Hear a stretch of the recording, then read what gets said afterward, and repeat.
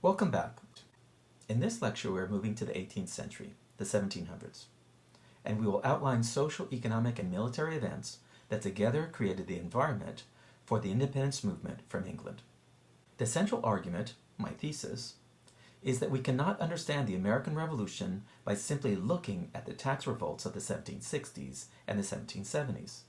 Instead, we need to understand that these economic and political clashes were at the end of a century of rapid and convulsive transition. We will cover three main topics in this lecture: the 1700s colonial expansion, social and economic transition, and the 7 Years' War. So let's step into the 18th century, the 1700s, and see how this began. As we saw in the last video lectures on New England and the development of slavery, England had two very different sets of colonies. These colonies were different in social, religious, and economic orientation. In addition, the English colonies were separated by colonial claims by the Netherlands, Sweden, France, and Spain. But by 1700, much had changed. The English had pressured and negotiated with Holland and Sweden and established political control of the Atlantic coast from Florida to Maine. English actions were taken with economic interests in mind. Throughout the 17th century, they saw that these areas had tremendous economic potential. Tobacco was very profitable, so there was an interest in expanding plantations. Additionally, these areas had expansive forests, fishing reserves, and valuable furs. So as the 18th century opened, England sought to capitalize on these resources. In order to do this, it needed to expand populations in their colonies. Populations were needed in order to hold the land against European competitors as well as Indian nations. An important thing to keep in mind is that territorial claims are made concrete when people with an allegiance to a political authority are physically present on the land. France, Holland, and Sweden sent traders and explorers onto the territories they claimed, but had difficulty placing settlers on the land. In practice, Indian nations held the land because their people physically continued to occupy it. England, on the other hand, sought to confirm its claim over the land by populating it with settlers. This was an important step, providing England with much greater control over the land, but it also had consequences. One consequence was heated warfare with Indian people who sought to defend their claims. A second consequence, which we will develop further here, is that in England's rush to populate the region, it recruited a wide range of groups into the colonies. If we look at these maps, we see immigrant groups and the regions that they settled. The areas in green were settled by Scotch-Irish. This group is religiously Protestant and ethnically Scottish. They're referred to as Scotch-Irish because they originally had been recruited to settle in Ireland in an effort to control the Catholic Irish. These English efforts to dominate Ireland led to perpetual warfare lasting all the way into the 1990s. The Scotch-Irish immigrants of the 18th century were seeking to escape religious warfare in Ireland. We see that Scotch-Irish settle a wide range of English colonies. The area in blue represents immigration from Scotland proper, and we see that they settled in a relatively limited region. The brown represents the Dutch. We see that they are largely in the New York area. This was the area that had been claimed by the Netherlands, so Dutch immigration is closely related to the ethnic and linguistic groups that were already in the area. In the map on the right, we see areas in orange. This is German immigration. Germany as a nation did not exist until the 19th century. So when we say German, it largely refers to people with similar language and cultural practices. In political terms, they came from a wide range of kingdoms. The importance of all this is that they did not see themselves as a single people. They had a wide range of religious practices. Most were Protestants, but many were Catholic. Lastly, the areas in yellow indicate African immigrants. These were not willing settlers. Instead, they represent the expansion of chattel slavery. So we have an outline of how England populated the areas it claimed. These populations were key to economic growth, but also to social fragmentation. These people did not see themselves as English per se. They had many languages and many cultures. What we see is a multi-ethnic people who are now English citizens. As populations increased through migration, land pressures led to urban expansion and westward movement. Urban expansion means growth of cities. Westward movement is self-explanatory. In a modern sense, populations seem small. Boston, which was one of the largest cities, had a population of about 15,000. but that was more than twice as big as it was in 1700. The population had increased by over 100% in 50 years. Population growth in the countryside was even more pronounced. From the New York colony north, populations grew from 100,000 to 500,000 between 1700 and 1750. The middle colonies, which include Maryland, Pennsylvania, and New Jersey, grew from 20,000 to 200,000 in the same era. From Virginia south, populations grew from 100,000 to 500,000. Seen in percentages, northern and southern colonies grew by 500,000, the middle colonies grew by 200,000. With so much population growth, more and more people sought work in port cities like Boston, Providence, and New York. At the same time, more people moved west. In the map to the right, we see an outline of land populations by Europeans in the English colonies by 1750. An important thing to keep in mind is that the land was not vacant. It was claimed by a wide range of Indian people. Population growth led to competition among Europeans, but also among Indians. The outcome of land competition was violence. We normally think of this in terms of war with Indian people, but there was also violent conflict among European groups. So let's now turn to this conflict. Economic and social transition sounds relatively benign, but change is always hard. And when we consider that the population of the English colonies had grown from about 220,000 in 1700 to over 1.2 million in 1750, the transitions that occurred were violent, chaotic, and destabilizing. These transitions created a body of frustration that allowed political leaders in the 1760s and 70s to ignite revolution. Let's begin with boundary disputes and tenant wars. Boundary disputes refer to conflicts between governments of colonies that shared borders. New York and New England had bloody conflicts over competing claims. There were similar conflicts between New York, New Jersey, and Pennsylvania. The key thing to keep in mind is that bloodshed between colonial people predated the American Revolution by 50 years. Fighting led by colonial governments was not new when the independence movement erupted in the 1770s. Tenant wars refer to battles between farmers who rented land and their landlords. These conflicts appeared in the 1730s and continued right into the 1770s. The direct cause of the conflicts was an increase in rents. The indirect cause was an increase in taxes by the English government on landlords. England needed more revenue to pay for military costs. England's ability to wrestle away control of the colonies along the Atlantic coast were due in large measure to the actions of its military. These actions were very costly, so we see an increase in taxes. As landlords had their tax debts increase, they passed the costs on to renters of farms. From the perspective of the landlord, there was no rent increase whatsoever. The reason for this is that it was social practice to only collect a small portion of the stated rents. As an example, a small farmer might owe £10 in rent, but would be unable to pay the whole amount. The landlord accepted a smaller amount because in practice the farmer legitimized the landlord's claims by holding the land, producing on it, and defending it against Indian claims.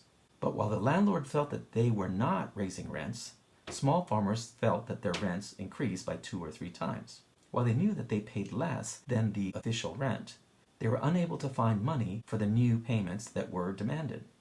Many of these farmers had lived on these farms for generations, so in practice they felt that they had rights to the land. The end result was bloodshed. When landlords sent sheriffs in to evict farmers, farmers defended themselves. So again, we return to the theme. Bloodshed among colonists in the decades preceding the Revolution was commonplace. To this point, we have focused on population and economic issues and how they created a level of chaos and violence. Let's now turn to people's beliefs and how the entrance of European ideas helped fragment society. The Enlightenment refers to a set of philosophies that grew out of the Renaissance and early scientific investigation. It is not a wholly new philosophy, but rather a continuation of scientific thinking. This era is also known as the Age of Reason, which in some ways is a more appropriate term.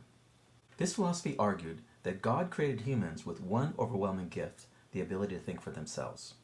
With that gift, humans were able to choose their own path. They were able to develop democratic government, or choose to allow themselves to be ruled by kings and queens. They could develop solutions to problems of their world, or they could choose to suffer. The key point is that God gave humans the ability to think and to choose for themselves. This philosophy implies that humans had absolute freedom of action, but also had corresponding responsibilities for their choices. The Enlightenment is the underlying philosophy of the United States. One of the best examples of this thinking is the Declaration of Independence. We'll address this in a later lecture. The Enlightenment grew throughout the 1700s. The painting on the right provides a romantic image of the ideals of the Enlightenment being spread among colonists. Something to take note of is the social class that accepted and promoted these views. It is the wealthy and educated of Europe and the new class of wealth in the English colonies that were taken by it. This may be a reflection of a sense of self-worth among the wealthy, but if we look at the image on the left, we see something different.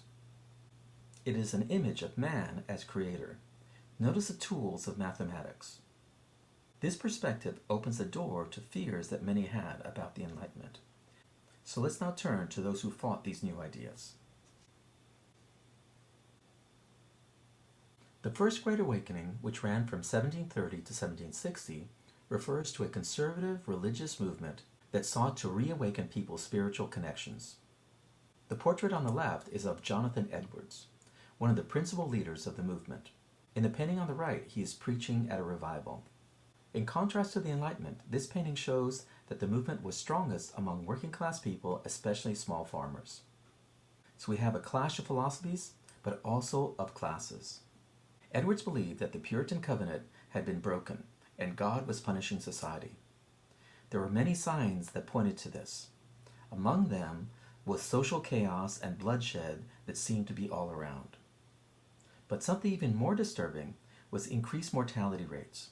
Though Edwards did not have access to records we now have, he was able to see that women had fewer children, that more children died before adulthood, and that there was a sharp increase in poverty.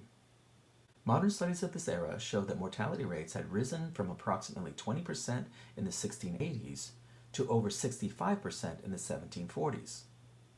They also show that charity given in small towns and cities were at an all-time high between 1740 and 1770. Edwards' solution was to get people to return to the traditions of Puritan practice. To do this, he instituted revival meetings. He took the church directly to the people. He also included singing and dancing. These meetings were full of energy and excitement. The result was overwhelming.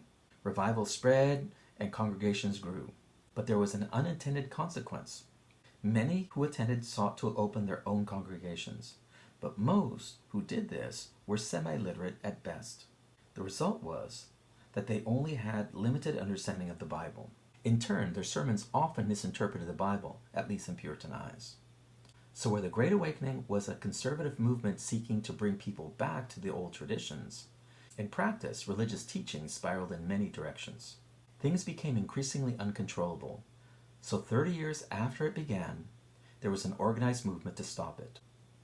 In reviewing the economic and social transitions occurring in the first half of the 1700s, we see rapid and chaotic growth. Battles between colonists included weapons, but they also included ideas. Into this chaotic era, we need to add full-scale imperial war. So let's now turn to the 7 Years' War. The 7 Years' War ran from 1754 to 1763. This may sound a bit odd because they total 9 years. The reason for this is that in recent years, historians reassessed events and changed the date when intense conflicts began. In turn, they pushed the dates back from 1756 to 1754. Perhaps a way to avoid the confusing dates is to use an alternate name, the French and Indian War. This is an old name for the war, and it captures the nature of the conflict. The war was an imperial one. This meant that all major parties in the conflict were interested in defending their land claims as well as expanding their areas of control. Two of the competitors in the conflict were European, France and England. But there were also two imperial Indian nations involved, the Iroquois and the Huron. The Iroquois referred to a confederacy of Indian nations. You can see their names on the map here. The Huron, also known as the Wyandot, were one of the strongest of a range of Indian nations whose traditional territories were between Lake Erie and Lake Huron.